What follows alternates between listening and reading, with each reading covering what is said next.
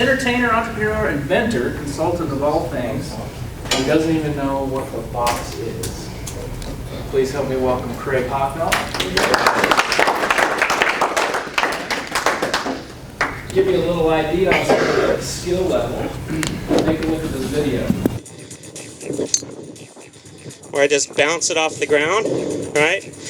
Looks like that. Whoa, it's getting windy.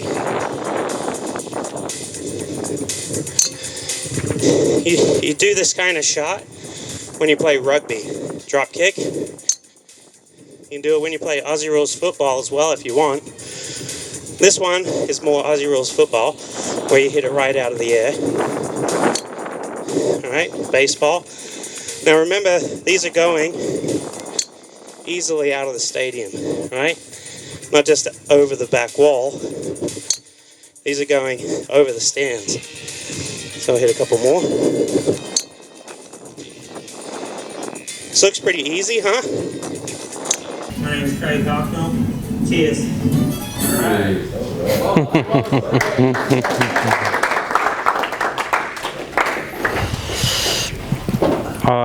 All right, so if I started out with an Aussie accent, that would be consistent with the video. But I've been living in America now for 20 years, actually more than that, 25 years. And so I have a Australian trick shot show because I'm from Australia.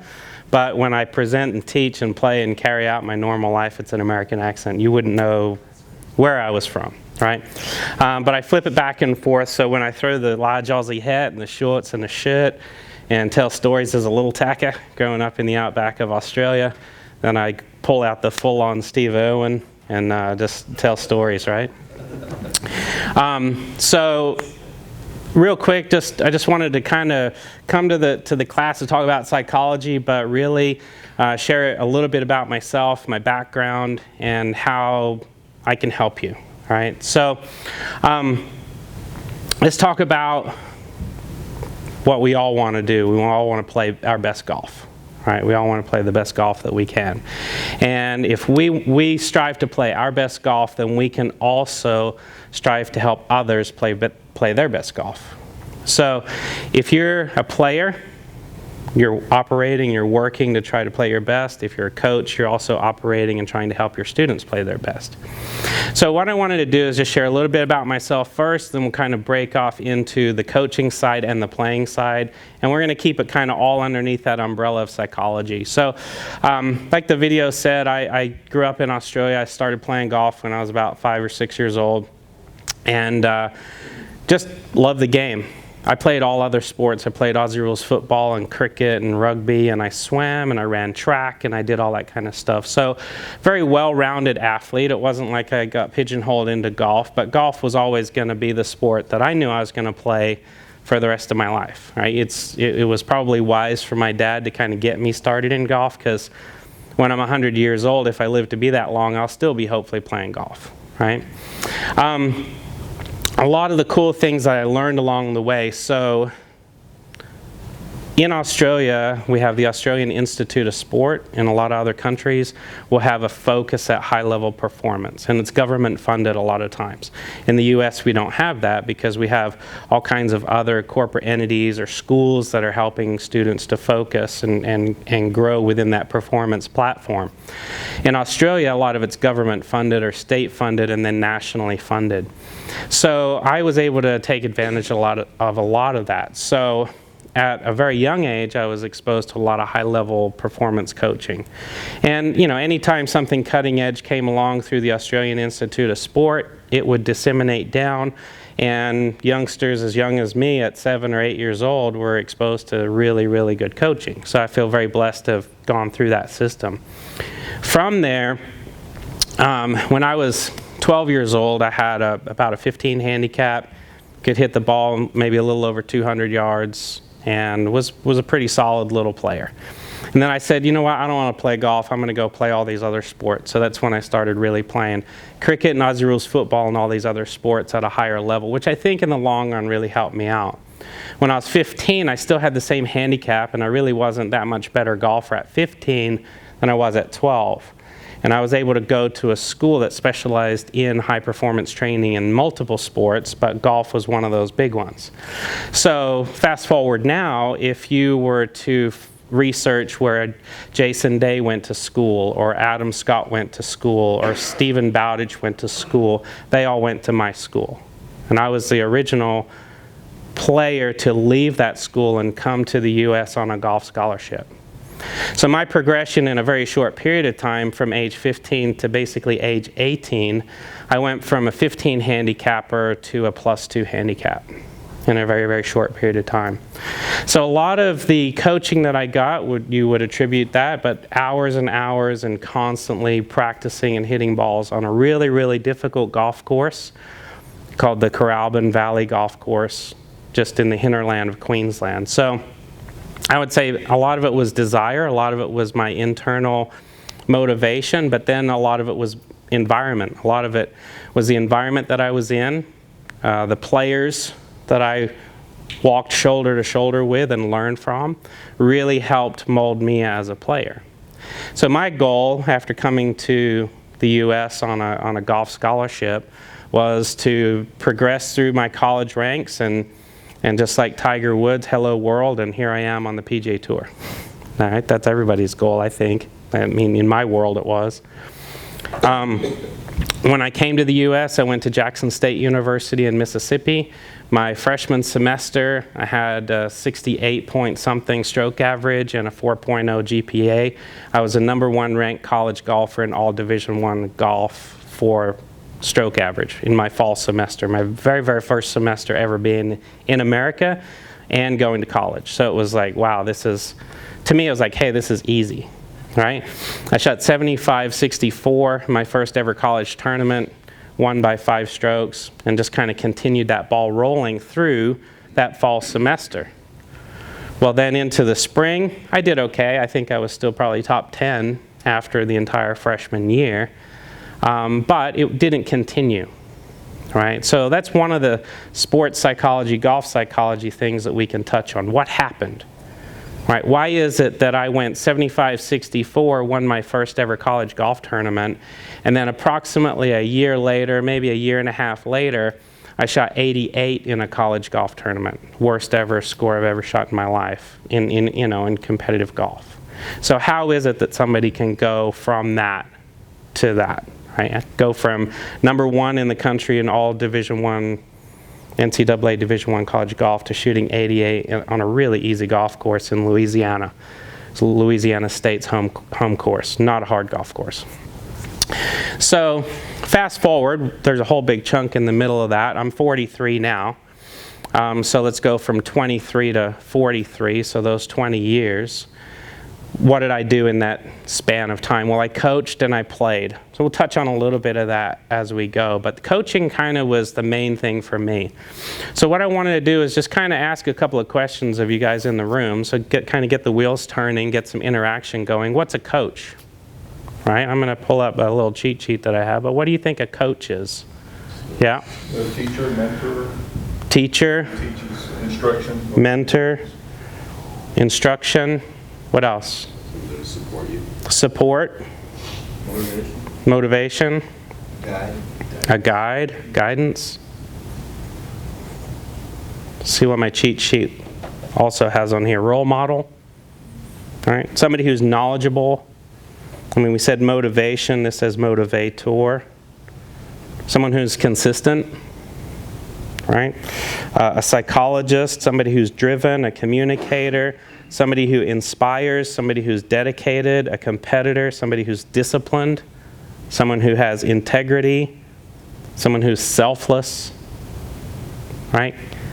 Golf would have to be, as a professional tour player traveling and playing on the road with a wife and 3 kids at home, tour golf has to be the most selfish endeavor that anybody could embark on. And so we'll touch on that and how that plays into the psychology of it. The opposite of that selfish endeavor would be the coach, selfless, right? Just said it right there. So I was conflicted in my path, right? I had the heart and the desire, the kind-hearted, caring coach nature. And then I was trying to pursue something that was in an extremely selfish, driven, motivated environment. So how does a person do that? Right, so what would be some characteristics of that player? You can think of players, you can call them out if you want. Think of a tour player, PGA Tour, LPGA Tour.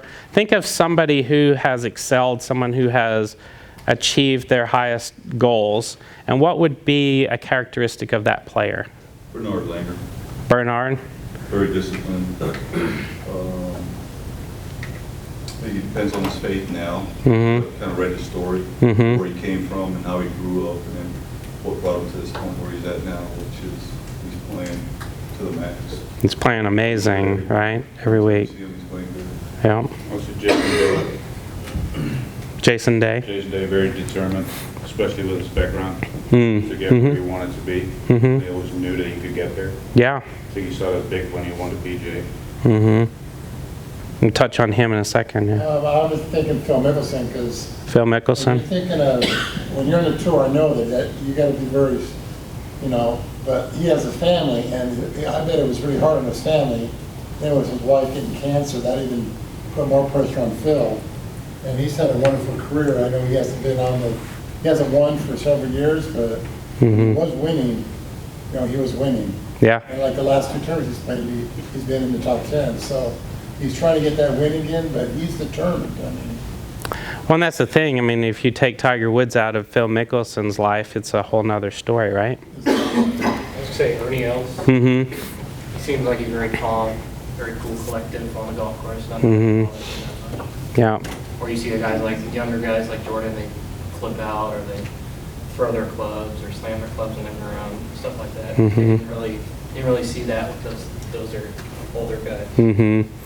Yeah, so when you think of something, if you think about what it is that you're trying to achieve, most of us by default, and the psychology of it is most of us by default are going to pursue what we don't have, right? Right? It's just like when you're trying to find that soulmate. A lot of times you're going to find that person in your life that fills that void for you. If you're super disorganized, you might seek somebody who's super organized, right? If you're very introverted, you might seek the person who's extroverted. In your own golf game, if you could pick something that you feel like you're failing in or struggling in, and you could identify what that is in another player and try to seek that, then what you're doing is you're creating this balance, right? So what it is that you're doing is you're saying, okay, I have a deficiency or an issue in this area. If I could only be like that player or do the things that that player does, then it could tip that scale. It could turn a liability into an asset, all right? So when you look at the psychology of it, when you look at those players, I think it would be pretty simple just to call it confidence, right? I think a lot of times in sports psychology and performance training, a lot of times we think of it as some type of like Ernie Els, when he was struggling with the putting, he was like, he's from South Africa, so he said, I got the heebie-jeebies, right? That's what he would say. So he got the heebie-jeebies with his putting, and so he struggled with that, but that's some mystical thing, something that's causing a problem with his putting. Ultimately, we could say, okay, well, confidence is a huge factor, right? What would be the opposite of confidence? And we can easily say lack of confidence, but what do you think is, what drives that lack of confidence? What drives that one? Fear. There it is, right? What is fear? Anybody dug deep enough to think about I it? think fear would be that you're not prepared. I mean, especially golf, because you have to really be, and I think practicing, but fear, if you're not prepared for something, if you're not, maybe if you're in a swing change, that's really going to create a lot of fear. Yeah, You not know if it's going to work or not. there you go. Not know. Indecisiveness. So all fear boils down to the unknown. All right, so what are some major fears? Okay, major fears in people's lives is one of the things I'm doing right now, standing up in front of people talking. Right, that's a huge fear. Why would that be a fear? Okay, and we'll talk about why. But let's pick a simple one. Snakes. Right? My wife hates snakes. Now, if you had a snake that was sitting right here, and the snake, you knew the snake, and you knew it was a rattlesnake, and you knew it could bite you and potentially kill you, that would be a healthy fear, right? But if that same snake didn't even have a mouth, right, couldn't bite you, didn't have enough strength to strangle you, and you knew everything about that snake, you knew it was a harmless snake, you knew the chances of that snake biting you were like 1 in a bazillion, your knowledge about that snake did what with the fear? Took it away, right? So when you boil down fear, fear comes down to the unknown. Why do people have a fear of heights? Well, they think maybe if they got that far up, they might fall, right? A lot of people challenge their fear of heights, and they do ropes courses and stuff, and ultimately what happens is they're strapped into harnesses. They have experts around them. They have people around them. So the fear starts to get removed from any situation through knowledge, through knowing, right? So when we have fear, the fear of standing up in front of people is I don't know what's going on in your head, right? I don't know if my zipper's down. I don't know if my hair's coming out of the side of my hat. I don't know if I got stuff stuck in my teeth. I don't know if I'm sweating from the pits. I don't know if you like what I'm saying or you're judging me and you're saying he's kind of short, right? Whatever.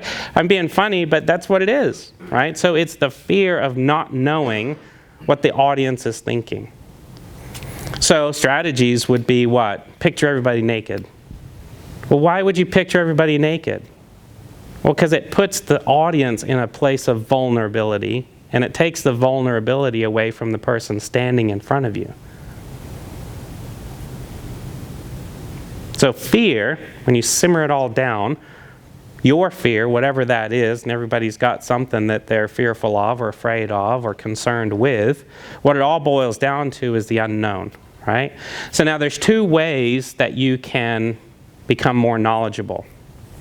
One of those ways is to dig deeper inside yourself, and it's not so much a book smarts or a knowledge type thing about stuff. Like, it's not so much I need to learn more about snakes to not have fear of snakes. I don't need to study all 1,000 snakes, and if I go to Australia, I've got my book and I go, okay, well, yeah, that one can get me, that one can't. Which, by the way, pretty much all snakes in Australia are going to get you at some point. But when you're a little kid, like I was growing up in Australia, you just understand snakes. You just understand to appreciate them, respect them. You learn strategies like you stomp your feet. So if you're not from Arizona and you're getting ready to play golf this summer, or you have played and you're searching for your ball in the desert underneath a cactus, stomp your feet on the way to go find your golf ball, because the snakes will feel the vibration and they'll move away. When they feel like something big is coming, they don't want any part of it. They're not looking to eat something big. They want to get a little mouse or something like that, right? So there's 2 forms of knowledge base. There's knowledge base in understanding things, right? And then we'll say that there's knowledge in wisdom, and wisdom is more in experience and understanding who you are as a person, right? Doing some self-reflection, getting a little bit deeper into who you are as a person. How did you get to where you are? What are your goals for the future? What are the things that have stopped you from achieving your goals? What's the pattern? Because everybody tends to have a little bit of a pattern, right? So I call myself a tour performance coach. All right, so if we break that down, I'm a coach at the end. That's the caring part. That's the mentor, the nurturer, the guide. Right? The performance part is that's the high level, and we're gonna qualify performance, and we're gonna call it tour performance, because that's just a descriptive word that helps anybody who's reading that, tour performance coach, to know, hey, this guy's coaching at that high level. Okay, so when you look at what that involves to coach somebody to be a tour performance coach, I've broken it down into 5 key elements. All right, the first one, everybody hold up your hand. I want you to remember this. Take your hand, whatever hand, doesn't matter. Touch your thumb. All right, this is your psychological, emotional factor, element. Right, that thumb is the emotions, the psychology of it, the fear, all that kind of stuff. The next one, the pointer finger, is mental. Right? We can say mental, we can say intelligence, we can say golf IQ. Right? This is how smart you are. The middle one is your fitness, your wellness. We can say fitness is one category, wellness is another category, right? So if you're extremely fit and healthy and you're eating well, but you're exercising, flexibility, all that kind of stuff. This one here, ring finger, is your technique, right? This is the technique element. This is your skill level. How do you hit a chip shot from a tight lie? How do you hit a bunker shot? How do you hit a plug lie, right? That's your technique one. And the pinky finger is your mechanics or your optimization of your stuff. So, your stuff. Why do I have a bag that looks like that? Why do I have head covers like that? Why do I use the grips that I use? Why do I wear the shoes that I wear? Why do I wear the shirt? And what size is it? All these factors will go into it. You guys know exactly what I'm talking about. You've gone into PGA Superstore or wherever and you've got yourself that perfect shirt and you've like, I love that color, I'm gonna go play. And you go play and all of a sudden it's catching somewhere. It's catching underneath your arm and you're like, man, this is tight. I can't, I'm restricted. I can't play with this shirt. So then you check it off the list and you're like, yeah, I can't get that brand. I gotta go with this other brand. It fits me better. Right? You look at your shoes and you went out and bought that best pair of DNAs. And you got the big spikes and the tremendous arch support and the bolo tie thing at the back, right? That ratchets up. And then you realize, oh, that's not the shoe for me. So you check that off the list and you go with another brand, maybe an Adidas or something else, right?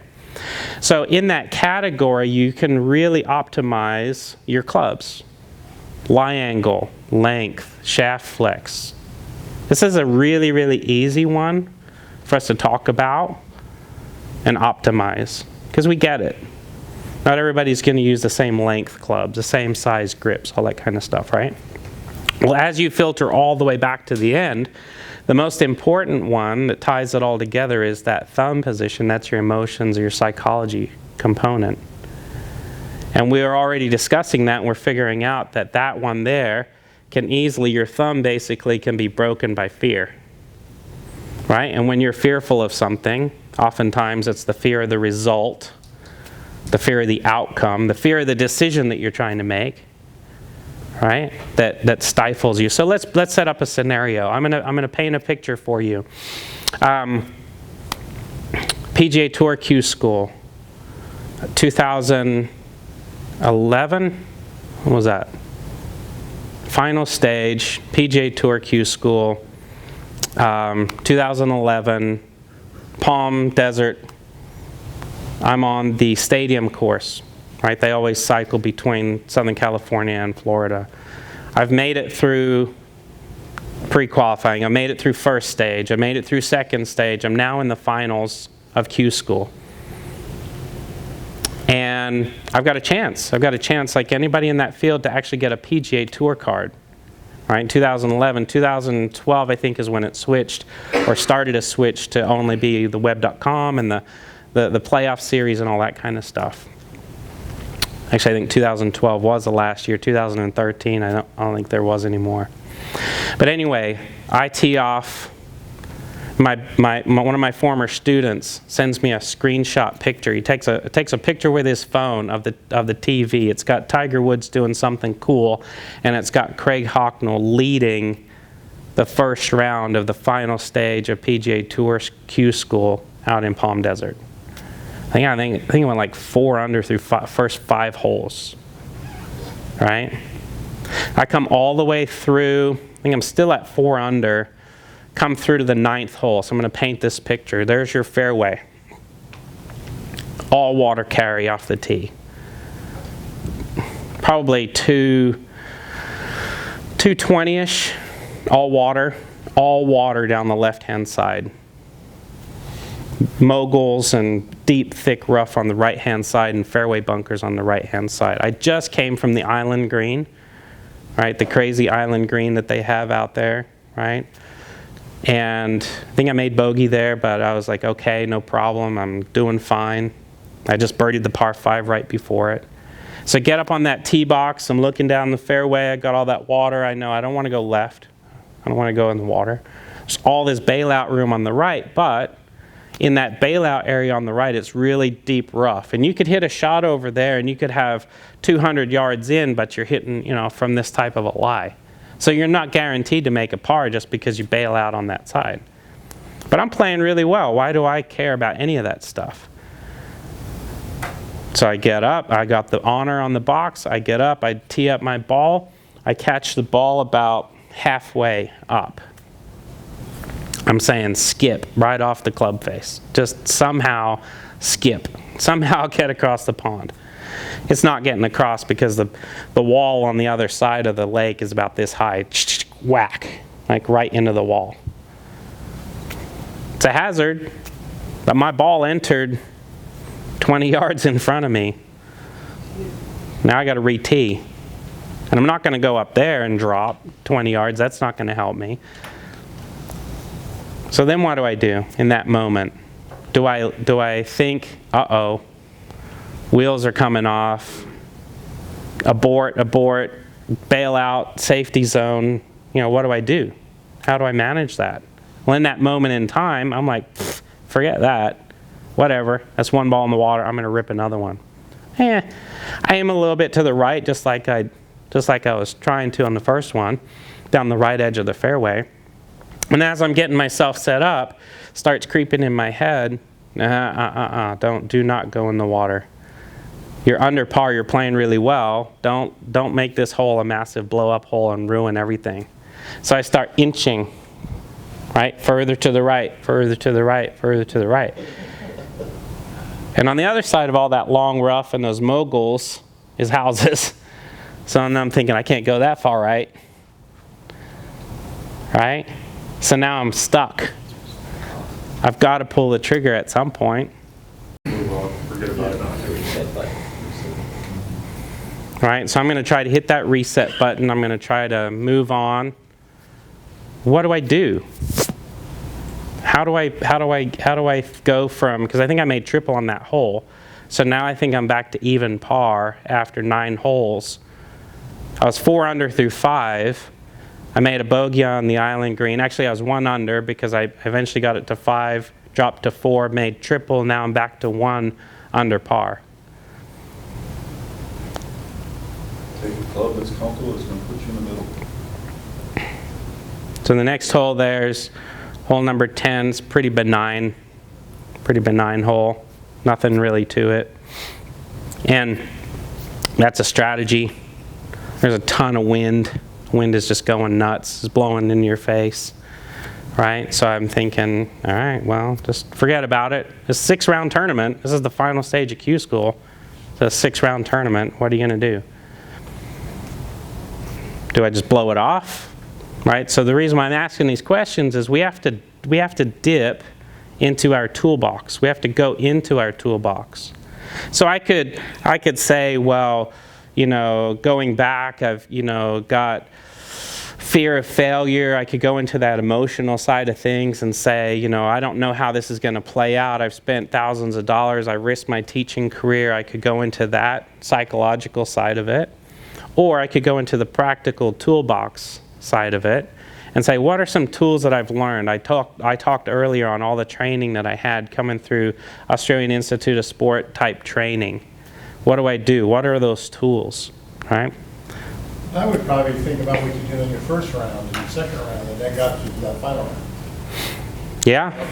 Almost, just think how you were swinging the club. Mm-hmm. If you hooked one bad on that one hole, you're probably nerves, more likely. You probably need to take some deep breaths and just calm down. Mm-hmm.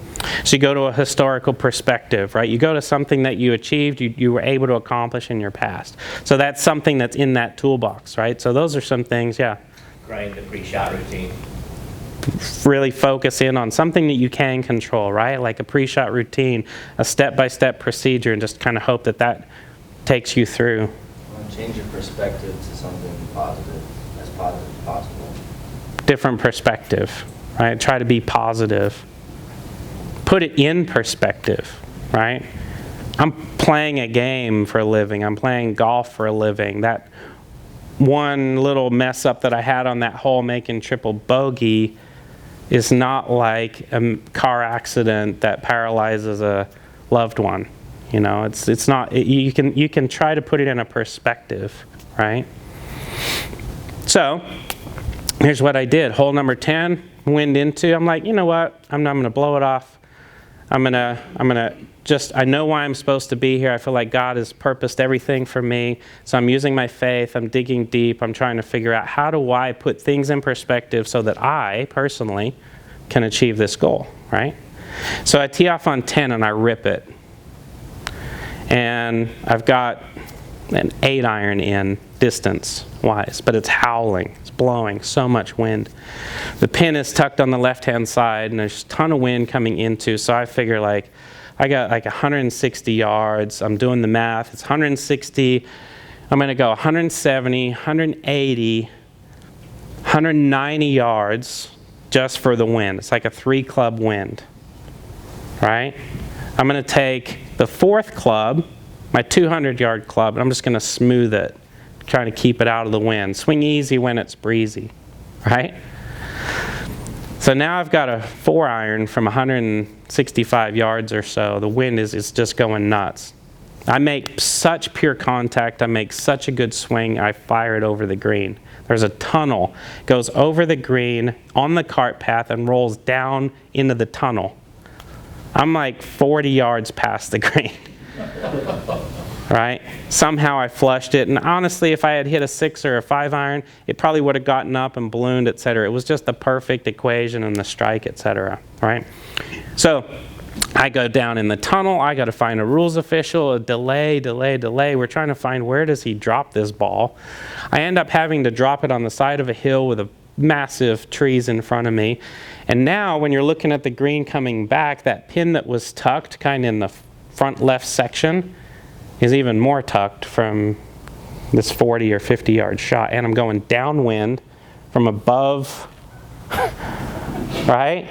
I got this funky stance, but I'm 10 or 15 feet above the green coming downwind and down. So then I go back into my toolbox. How do I manage the situation? How do I execute? Well, what is fear going to do? What are some of the physiological things that fear will do? Make you tense? Doubt yourself. Doubt. Right, so in the body, if you've ever been fearful of something, how does that manifest out? The physiological part of that, you get tight. Hit your stomach. Yeah, your stomach, you feel like you're going to throw up, something like that happens, right? Which makes you feel weak. You're not feeling powerful and strong, right? You're not like Captain America. You're not feeling strong like that. You're struggling. Sweaty hands, which is probably not good for hitting a golf shot, right? All of these things that start manifesting themselves in your physical body. The situation, then you have to go back to that toolbox. How do you then wrestle through those things? How do you then achieve the shot? How do you hit the shot, right? So again, perspective was very important for me. I had to get up over it. And I'll tell you exactly what I said. I said, all right, Craig, make this look easy. I'm a trick shot guy. You saw my trick shots. I can hit a club with a hammer, and it does. It goes 250 yards, and when I connect, it's like a bullet. It's like a Stinger 2-iron, right? I can bend it like Bubba. I can slice it and hook it and do anything you can imagine with a golf ball. Some things you can't even imagine I can probably do with a golf ball.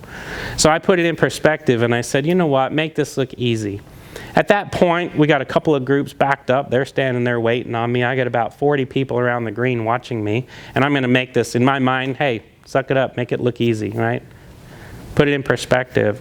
I hit the most perfect high flop shot, comes down. I've only got from here to the podium here, just a few feet onto the green.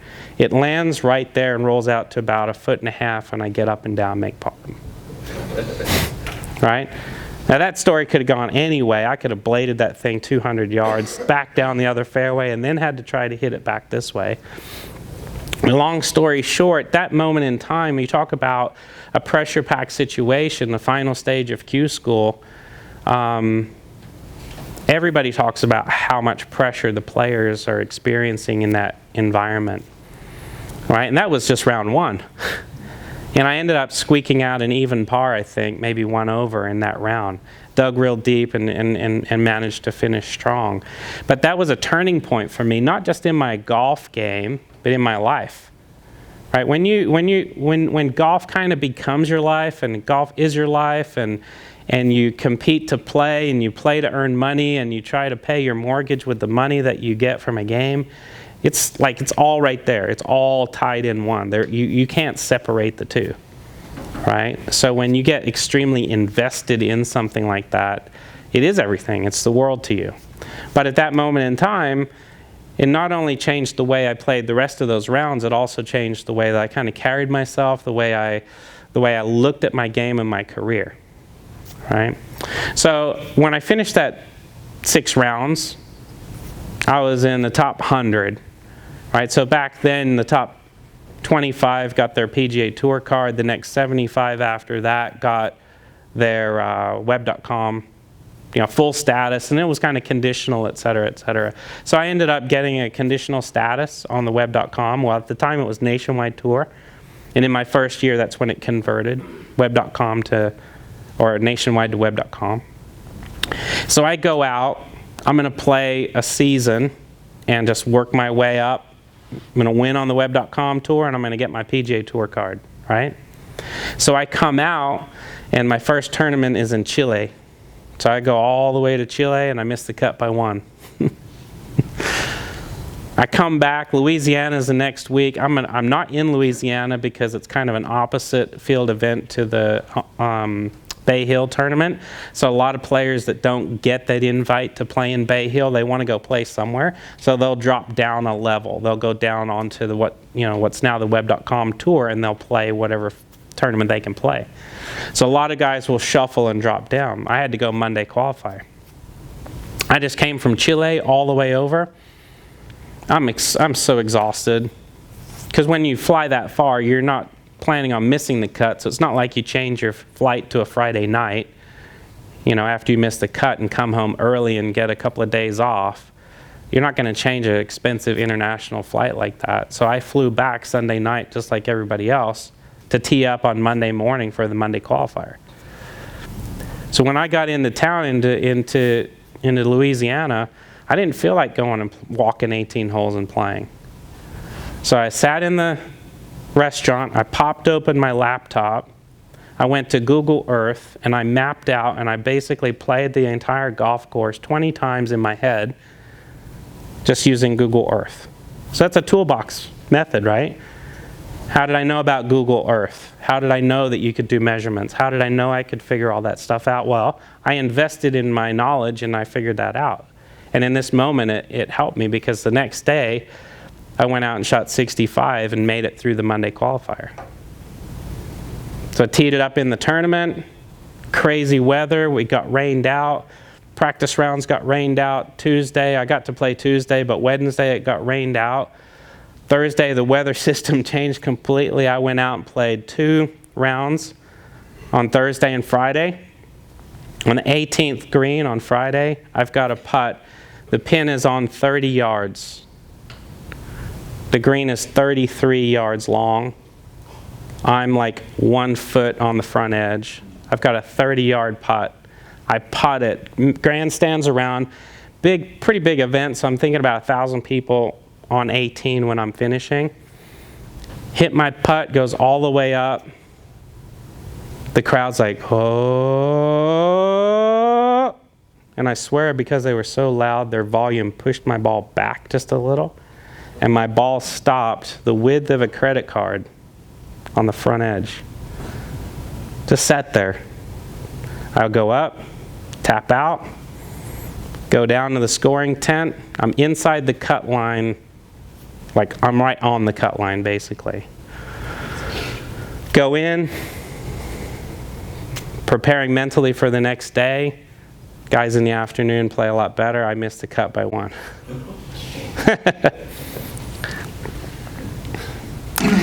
A buddy of mine makes the cut by 1. He had the exact same number that I did. We traveled with each other to Chile.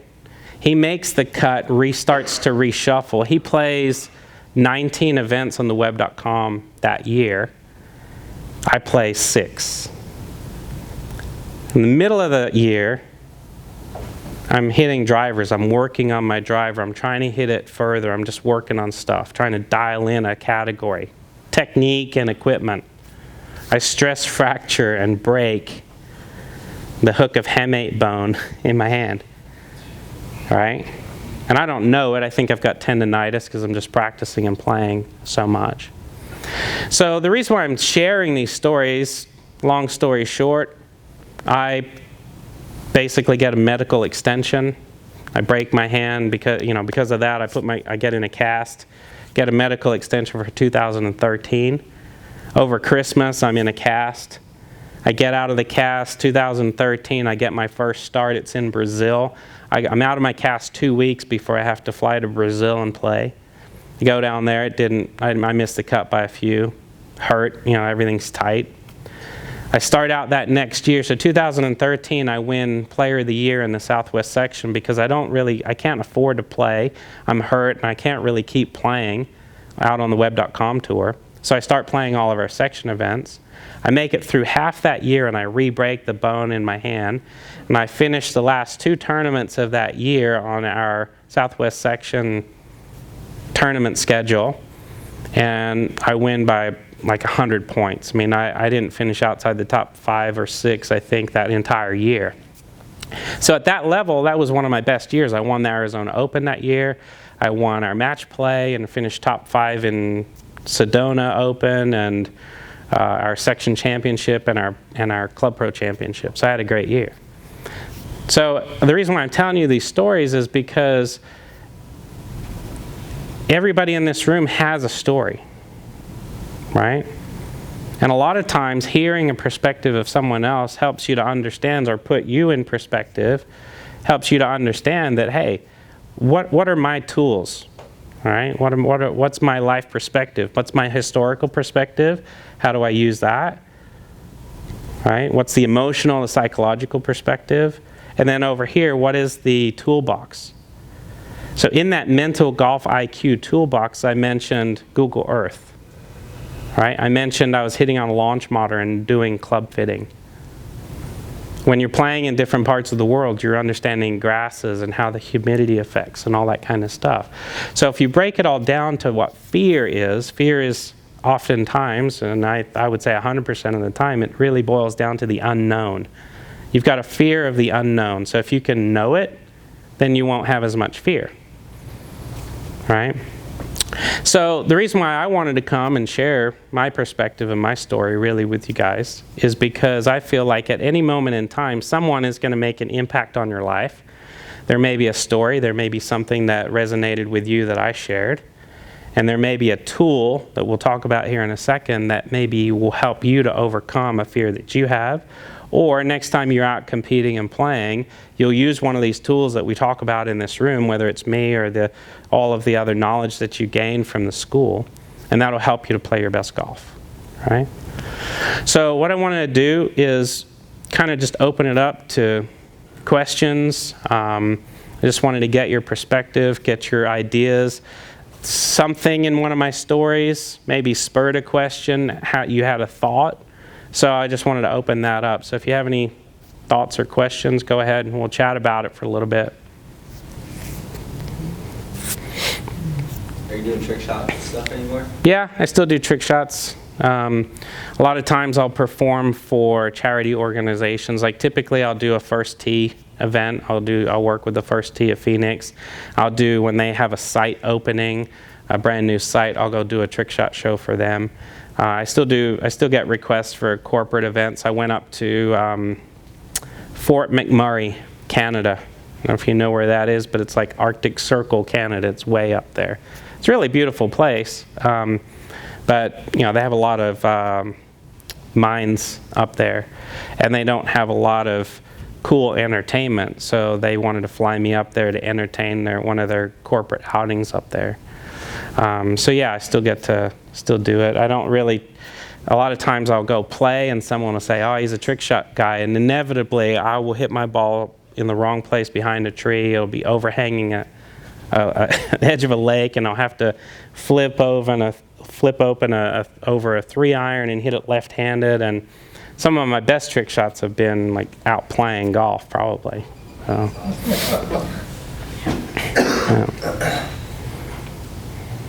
You still play on the web.com?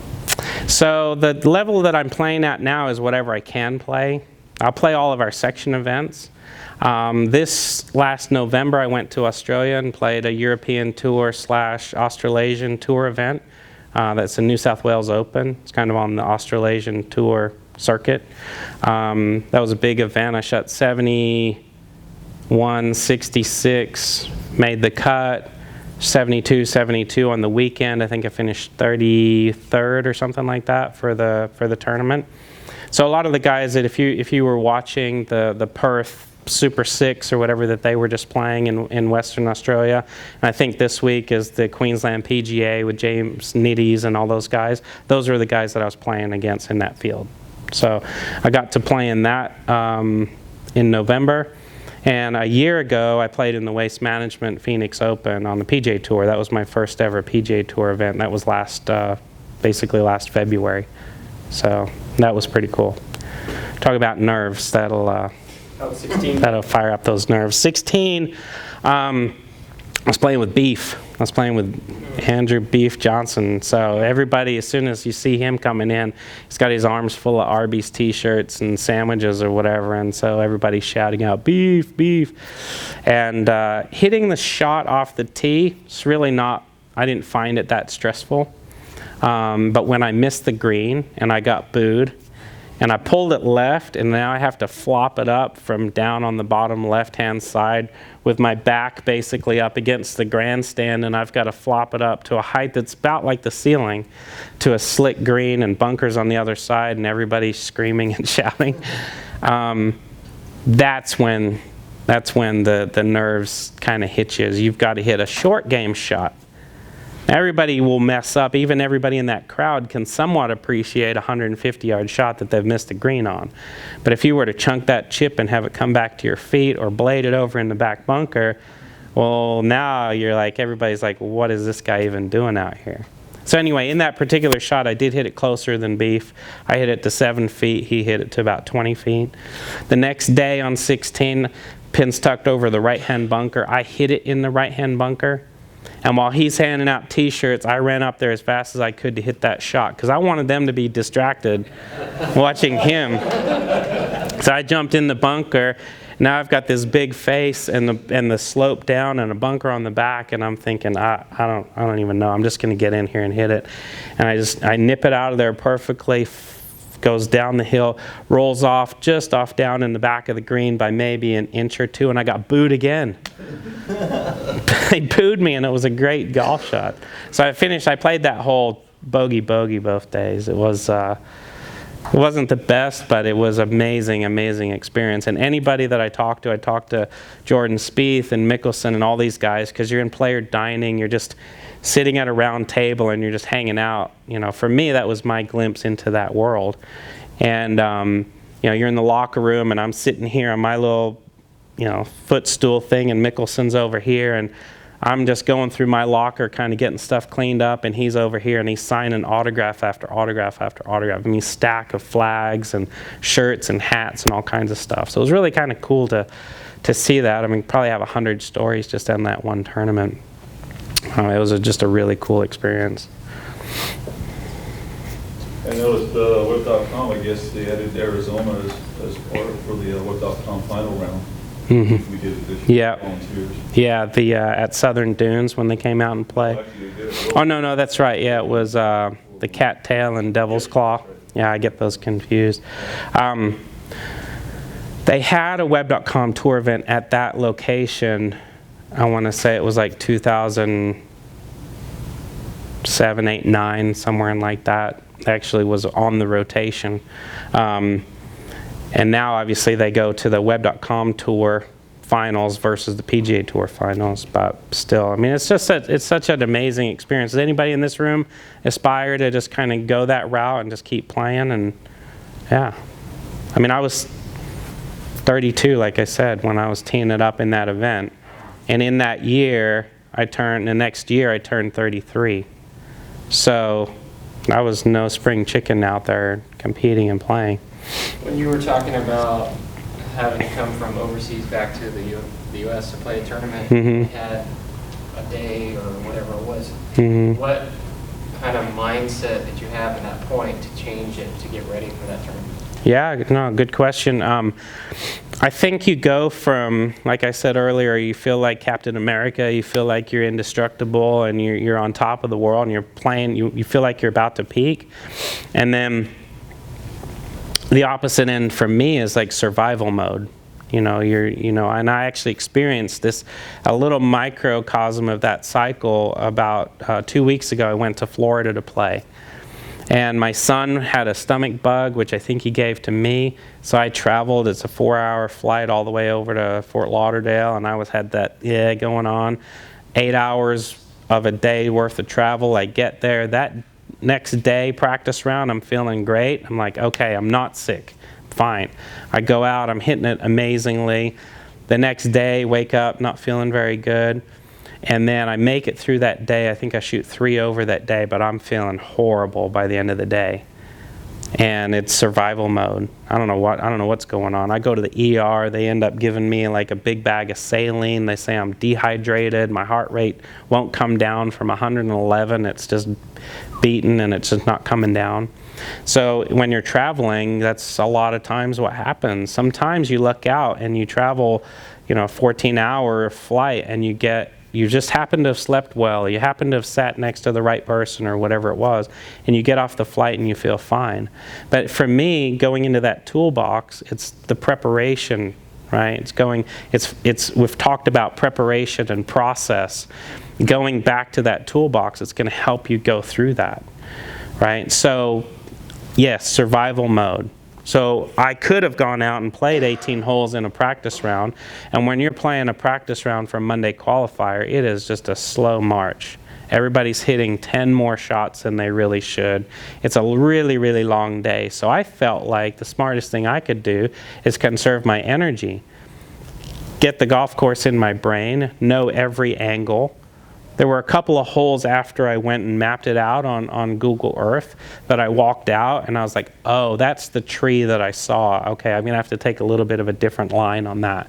I think I went out to like holes 6 through 9 because I felt like I wasn't getting the perspective I needed from Google Earth. But what I did over that time was conserve my energy. And Patrick Reed was in that field. He was out there and he went out and played 18-hole practice round. He has his wife carrying the bag, and she's as big as the bag. I don't know if you've seen her out there, but a lot of times when she was caddying for me, and one of the cool things about that perspective was how confident Patrick Reed was, right? So you're going to go play a Monday qualifier for a tour event. It's Monday. Do you show up with the staff bag and a caddy? Do you show up with a little carry bag or a Sunday bag and you carry it on your own? Do you find a local caddy maybe to help you get through one day? And would your decision to go one route versus another be a reflection of the level of confidence that you have? Right? Now we all could see how confident Patrick Reed was, right? He walks his walk and he talks his talk. And when he was there, he didn't bring a Sunday bag. He wasn't about to walk with a pull cart. He didn't have a backup bag. He was going to get in the tournament. He was going to go Monday qualify. He didn't need all that other stuff. He had his wife with him who was going to carry the bag regardless of how big it was. And when he Monday qualified in, she was going to carry that big bag all the way around the golf course for him anyway. So I looked at that, and it's funny when you look back at that because nobody knew who Patrick Reed was. I mean, he had a good college career. But the guys in that field in that Monday qualifier didn't know who he was. I didn't know who he was, and I ended up beating him by a dozen, probably 8 shots or whatever it was that one particular day. because I got in the tournament and he didn't qualify. But you look at it as a group of people, and that he's out there with a staff bag, and he has to put out of his head all the noise. It's fake noise, right? All the noise, oh, that person thinks I'm too arrogant, I'm here with a staff bag. That person's judging my wife or she's judging me because I'm making my wife carry a bag that's way too heavy for her. It's way too big for her. It wouldn't have been that big of a deal if you saw her carrying a little Sunday bag in comparison to the staff bag. But he was determined and he was focused on what he was going to do. So I think there's that preparation. So if you think about that scenario, Patrick Reed comes in, he's like, I'm going to qualify. I don't care what you think.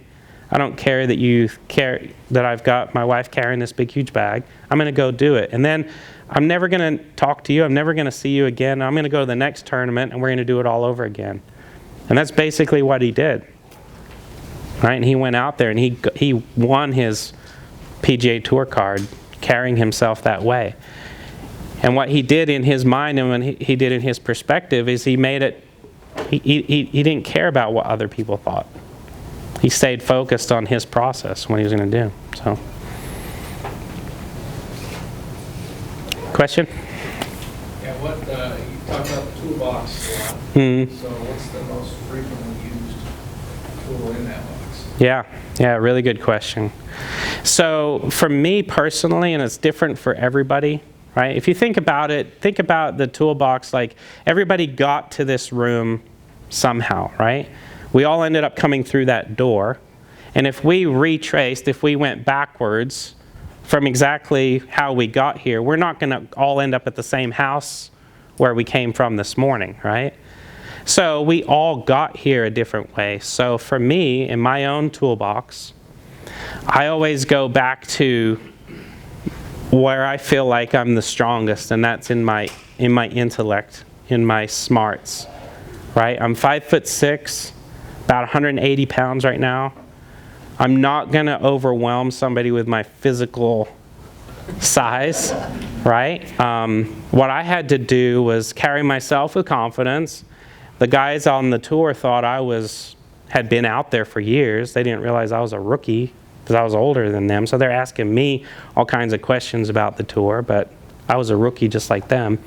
So for me, my toolbox, my strength is in my mind and how smart I can be and how smart I try to make myself, right? So how many people in the room had heard about the Google Earth course mapping?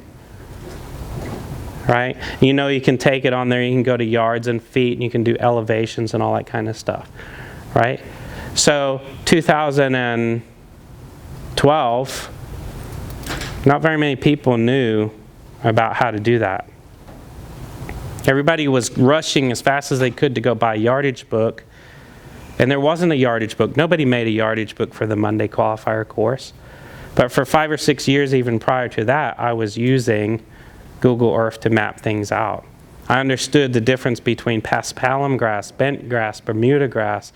So my toolbox has a lot of golf IQ stuff in it, which for me was natural because as a coach, as a lifetime learner, as somebody who's constantly trying to learn as much as I could, that would be the strength in my toolbox, right?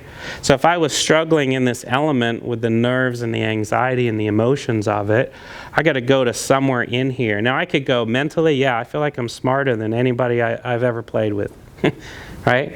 I can share that with you.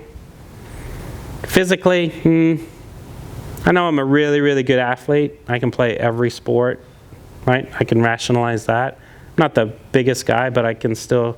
My club hit speed last year on the Phoenix Open was 117 miles an hour, right? So if we go over there right now and I hit my driver, it's going to be 115, 117 in the launch monitor. So it's pretty good, right? Kind of intimidating in some respect when I tee it up with someone who's much bigger than me and I'm the last one to hit into the green. Then I go into the technique. Well, I'm a trick shot guy. Like I said, I can bend it like Bubba. I can hit flop shots. I can hit all kinds of shots. I can hit stingers. I can do whatever I want with the ball. And my equipment, because of my intellect, because of all the knowledge that I've done, I really, really feel like my equipment is so well dialed in for me. I know I've got the right lie angle. I know I've got the right shaft. So what I do as a player is these 5 key elements, I call it my trim 5. Because I want to trim strokes off of all 5 of these different elements. So in my toolbox, what I do is I go to one of these 5 categories and I try to chisel away and improve on one little factor. All right, so after a round, I might say, well, the wind's going to switch. I'm going to grab my 3-iron out of the trunk and I'm going to use it the next day instead of the hybrid, because I need it for this particular shot. And if mentally, if you're not there and you're not thinking through that and you're not feeling like you have intellect as a tool in your toolbox, you wouldn't be worried about that. Later on, you'd be wishing you did. But to me, I never let anything slip by like that. So what's important, I think, to any player is you figure out what is your skill set. Where do you feel like you're able to dominate in? A lot of sports psychologists will say, to each individual athlete, you need to figure out what do you feel like you're better at than anybody else. Right? So I played competitive college golf in the Tiger Woods era and into my mini tour time while he was kicking tail out on the tour. I played against Tiger in college. And one of the things that you can tell now in hindsight, looking back, is he must have, without a doubt, felt he was the fittest, strongest, smartest person that played in any of the tournaments that he played in, right? He feels proud to share with Justin Thomas what yesterday in the press conference, he said, yeah, I used to get up, I used to run 5 miles or 4 miles. And then after I ran 4 miles, I would work out. Right? So what he's doing there is he's differentiating himself amongst his peers. He's figuring out this is something that nobody else is doing. And when I step on the tee box, I'm not going to tell it to their face, but I know in my heart that I'm looking at every player I'm competing against, and he's saying he's the fittest and strongest player that's out there. To me, my asset was I feel like I'm smarter than anybody that I play with. So anything that has to do with knowledge of golf IQ, that's where I felt like I was the strongest.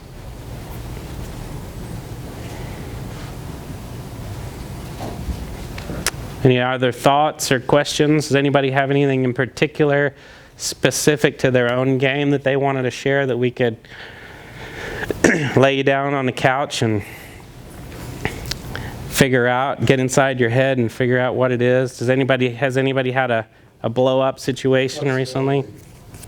I'm 59. Mm-hmm. My flexibility is not there. Yeah. So, yeah. Right. So your flexibility would be a liability. You would look at that. So what are you going to do about it? I'm probably going to have to go back to the gym. Something, right?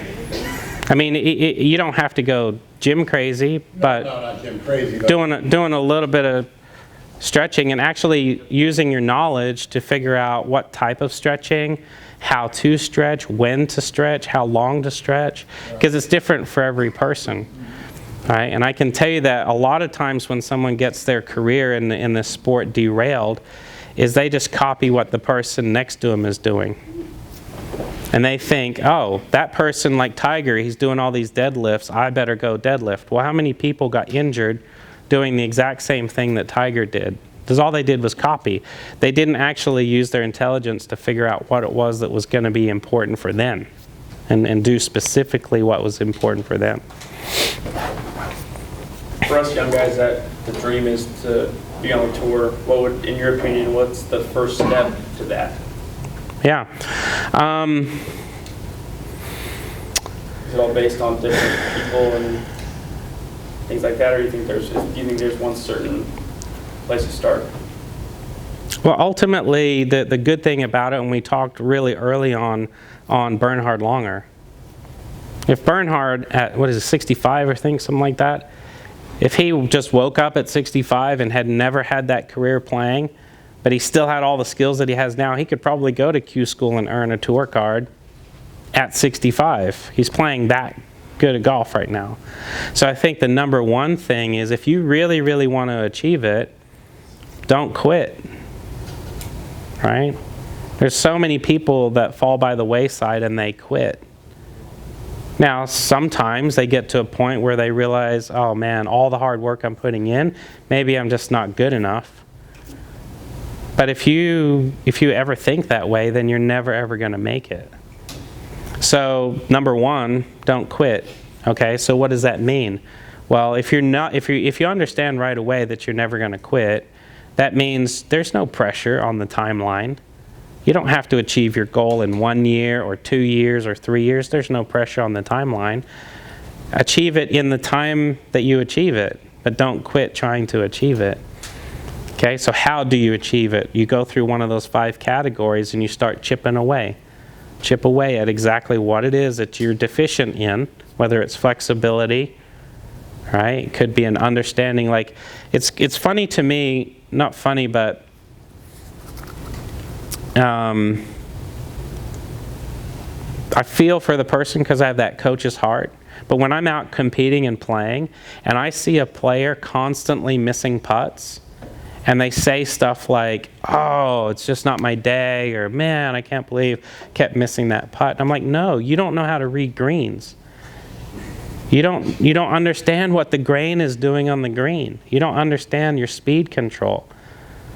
Go find somebody that can teach you, that's the most knowledgeable in that area. This is not a game of it's a bad day for me. It really isn't. Everybody goes and plays, and what we do is we rationalize it and we say, oh, it just wasn't my day.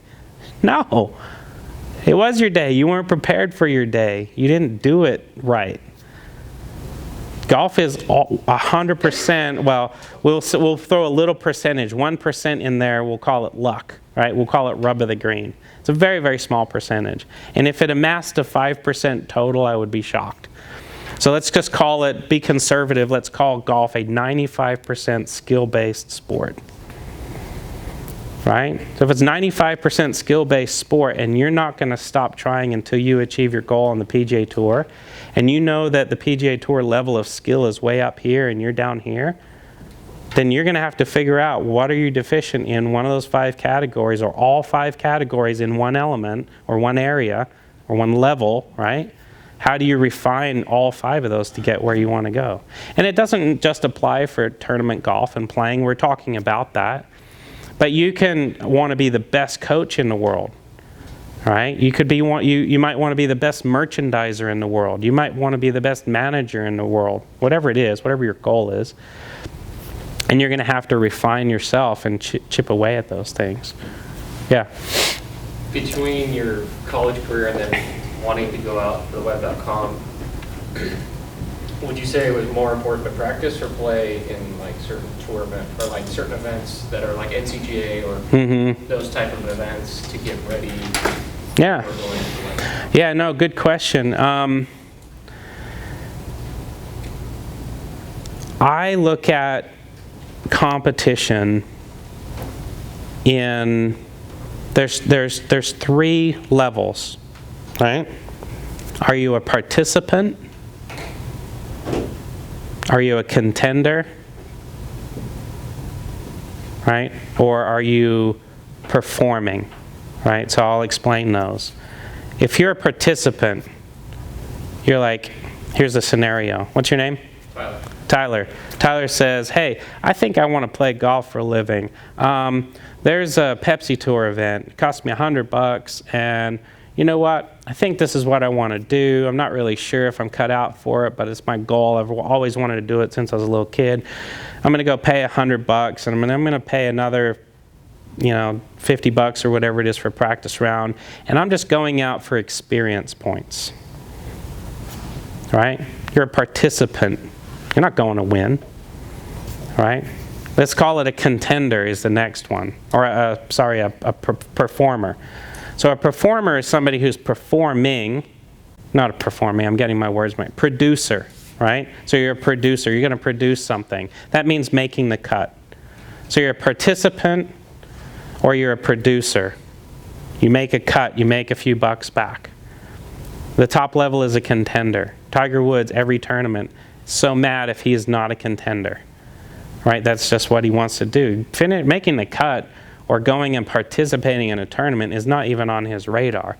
And he's going to make sure that this tournament that he's playing in, he has a chance to win. That's what he wants to do, right? So when you're trying to decide, do I practice or do I play? I would make that defining line because it's a business proposition, right? The defining line on the business proposition is, can I make a return on my investment? If you're spending a $100 entry fee just to go participate, you probably should save that $100 and just go to the range and practice, right? If you're a producer and you're like, I could turn this 100 into 200, and that's your mindset, and I know the field, and I know the course, and I know it suits my game, and you're going to make a cut and make money, it's a business proposition, okay, go play that tournament. And yes, at the end of it, you might just be a participant. You might just need to learn a few more things. But your mindset and your approach into it has to be business-oriented because you're now a playing professional, someone who's making a career as a player. And then what's going to happen over a short period of time is you're going to realize, I don't want to just produce. I want to contend. So I'm not even going to put my money on the line until I can make 10 times my entry fee as a contender in the tournament. Right? And there's what's called the peak performance cycle. So in some regards, you have to go play. Right? But my advice would be just to monitor that, because if you're just looking for participation experience points, you're probably not ready to be in that environment. I would do a lot more practicing at your home course, on the range. When you put that money down in that entry fee, you should feel like, I am so prepared I could win this thing, or at least make a cut and at least get some kind of return on my money. That would be my take. Can you run us through what your practice routine would be for the week before you're getting ready for an event, as far as what you do on a daily basis, for how long, specifically how you practice? Yeah, good question. So for me, practice and preparation, I don't need to practice, right? I don't need to hit a 7-iron over and over again. I already know how to hit a 7-iron. I've been hitting a 7-iron my whole life, right? I'm not working on stuff. This is where I'm at. Right? I'm not working on stuff in my swing. I'm not perplexed when the ball goes right or left, up or down. I know exactly why it did that. So I'm not practicing something to improve. I'm not trying to turn my 1-yard draw into a dead straight ball. I know it's going to go here. It's going to go in that realm. I don't have to refine it a ton more. Right? So practicing is, I'm not necessarily practicing an element of skill, like I'm not working on driving or putting or chipping. Everything is 1,000% focused on the environment that I'm about to step into. Right? So Florida was a tournament. Florida, 2 weeks ago is when I played. A month ago, I went to Florida and played a practice tournament on the same golf course. It was a smaller tournament. Again, I wasn't going to just participate, but it was a win-win. I could go pay an entry fee to play in a tournament on the same golf course that the bigger tournament was going to be on about a month later. Right? So preparation for me is, I need to find out what golf course the tournament's on. What kind of grass do they have? Who designed the golf course? What is the maintenance schedule going to be over the next few weeks leading up to the golf course? Are they drying out the golf course? I have picked up the phone and called the superintendent at the golf course, and I've met the superintendent at the golf course in a practice round specifically to ask those questions.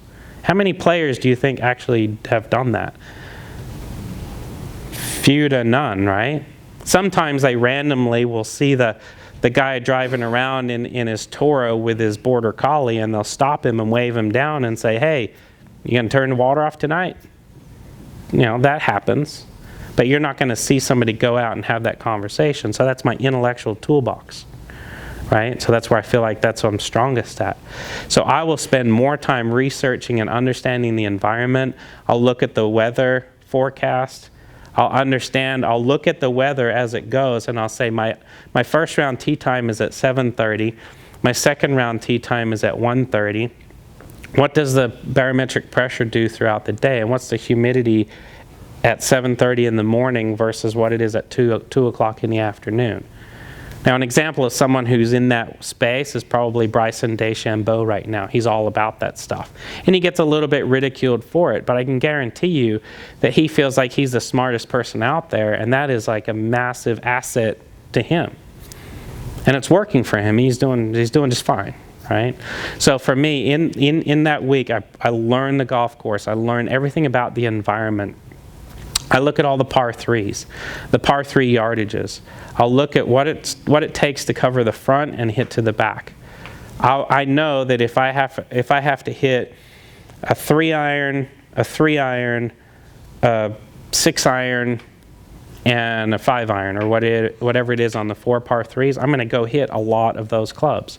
And I'm going to hit draws and fades with those clubs so that I can get to any hole location on those greens. So I'm going to focus on that.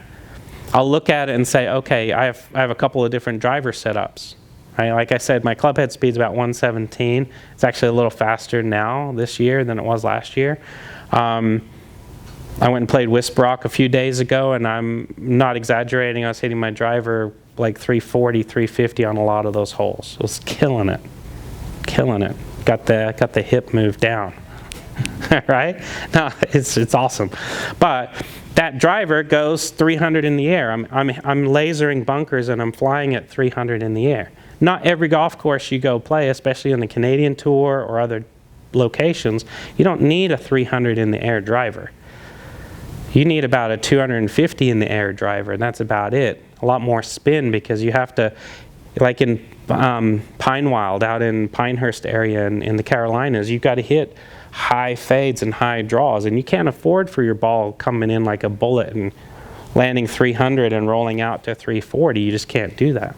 So I'll get a different driver set up for that golf course. Typically won't mess with my wedges too much. I might adjust them a little bit if needed. I sometimes work in and out a hybrid versus a 3-iron. I might work that in and out. As far as my physical body is concerned, hydration is huge. So the night before, I'm going to make sure that I'm hydrating. I got my electrolyte drink. I'm making sure that I'm drinking a lot the night before I play. I'm not gonna wake up that morning and go, I need to make sure I got hydration. That starts the night before. What I eat, I'm going to make sure I do have enough carbohydrates in my system. But as I go out and play, I'm not going to be putting too many more carbohydrates in my body. I'm going to stick with some lean proteins or some nuts, a little bit of energy maybe comes out of raisins or something like that in like a trail mix or a protein bar. So as you can tell, like none of what I said, I'm not going to go grind around the short game area and hit a particular golf shot. Although that may be the option that I discover. I might, like Phoenix Open time frame, so firm and fast in front of all those people, I practiced putting from off the green a lot.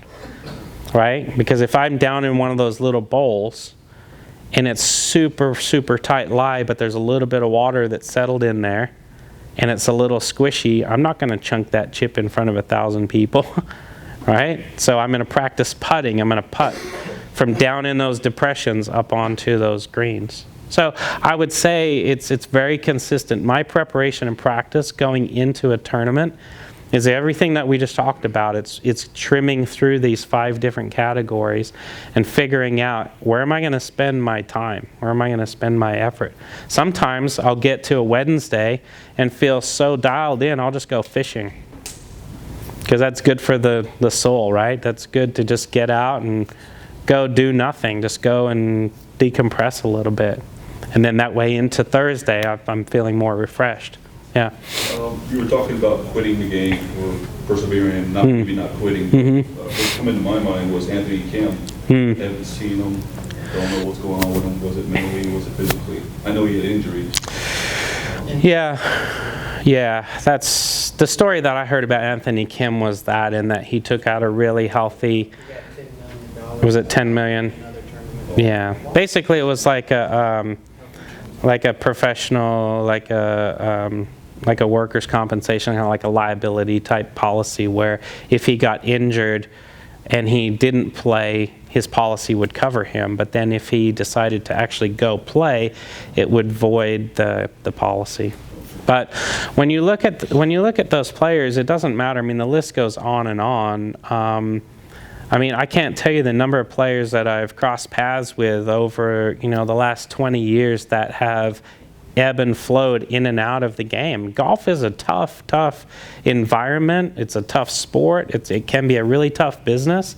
And you go from, okay, I'm going to go sell cars, I'm going to go sell insurance, I can't play this game anymore. Whatever it is, everybody goes through those emotions. But to me personally, I felt like it didn't matter. Anytime those thoughts entered my mind, I'm still trying to play. I'm still trying to compete. Every tournament I get a chance to go play in, I'm going to go play in. The sponsors exemption that I got to go play in Australia was fantastic. It was awesome. But if I didn't have that desire to keep playing, I wouldn't have written that exemption letter. I wouldn't have paid the thousands of dollars that I spent to go fly over to Australia and play and compete.